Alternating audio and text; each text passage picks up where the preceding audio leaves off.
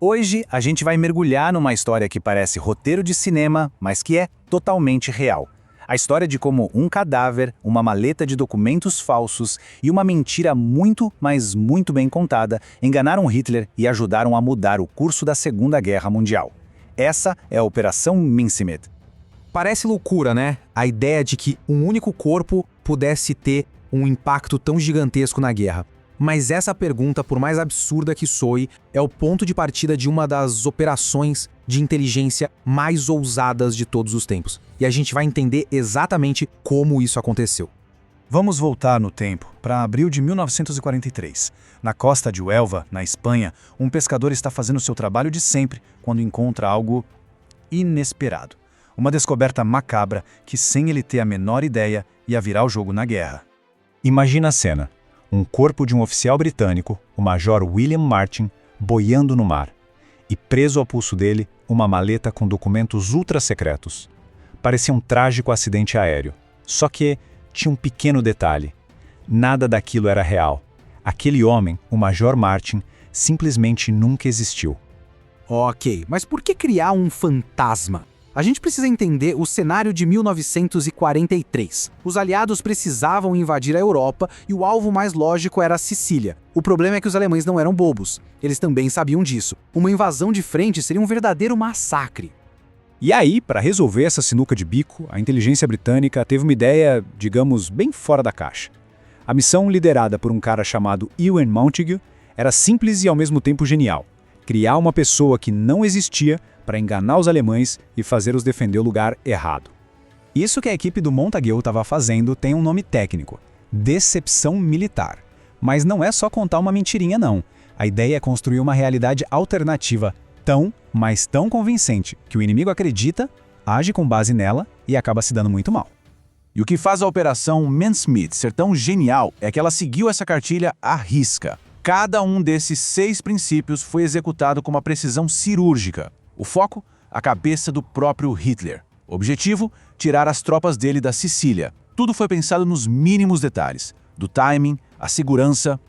Mas para enganar o alto comando alemão, não bastava um corpo, era preciso criar uma vida. E foi exatamente isso que eles fizeram, nos mínimos detalhes, dentro da carteira do Major Martin. Eles colocaram cartas de amor, foto de uma noiva chamada Pen, ingressos de teatro, até um aviso de cheque sem fundo. Cada coisinha daquela era uma peça para tornar a farsa real.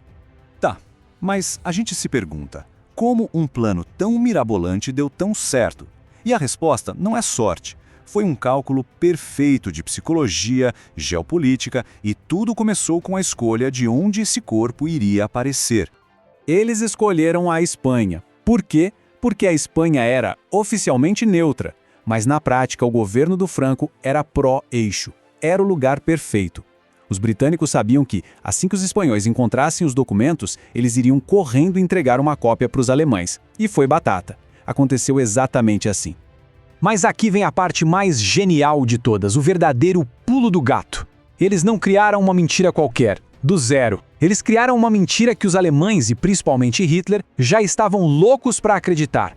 A de que o grande ataque aliado seria na Grécia e nos Balcãs. Acontece que o Hitler tinha uma verdadeira obsessão com os Balcãs. Ele tinha medo de perder os poços de petróleo da Romênia, ele acreditava que o Churchill ia atacar ali. Então, quando os documentos do Major Martin chegaram, eles não plantaram uma ideia nova. Eles, na verdade, confirmaram tudo o que Hitler já pensava. Foi o checkmate psicológico. E a prova de que eles morderam a isca, com linha e tudo, tá aqui. Essa é uma ordem direta do Hitler, de 12 de maio de 1943. Olha o que ele diz. Medidas relativas à Sardanha e ao Peloponeso têm precedência sobre todas as outras. Ou seja, Grécia e Sardinha viraram prioridade máxima. A armadilha funcionou. Com Hitler totalmente convencido, o palco estava montado. O plano Mincemeat ia começar a mostrar seu resultado real lá no campo de batalha e o impacto seria gigantesco. E o impacto foi, assim, absurdo. Dá uma olhada nessa tabela.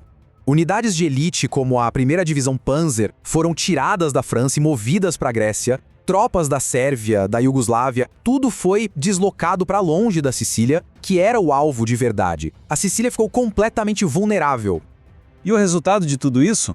No dia 10 de julho de 1943, Quando os aliados finalmente desembarcaram na Sicília, a resistência foi muito, mas muito menor do que se esperava. Milhares de vidas foram salvas, a Itália começou a ruir e, no fim das contas, a guerra foi encurtada.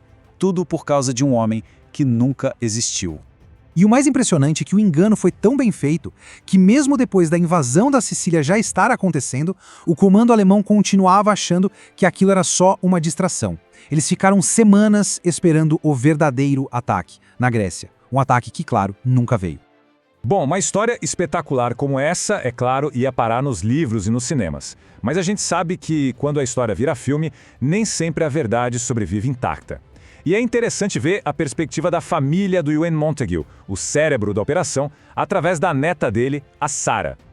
Olha só essa comparação entre o filme e a realidade. A família aponta umas coisas bem importantes. No filme, o Montalgo é meio que um advogado amador, e o casamento dele é retratado como frio.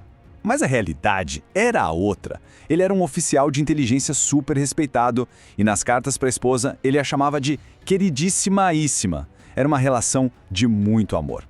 E essa frase da neta dele, a Sarah Montague, resume tudo de forma perfeita.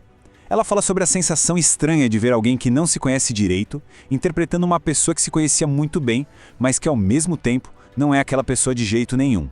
É a complexidade de ver um parente virar um personagem de ficção. Não há dúvida de que a Operação Messerschmitt foi um golpe de gênio, uma operação que salvou milhares de vidas. Mas essa adaptação para o cinema nos deixa com uma pergunta muito pertinente. Quando a história vira um blockbuster, o que se perde no caminho? Fica aí a reflexão. No final das contas, o que importa mais? A fidelidade aos fatos ou simplesmente uma boa história?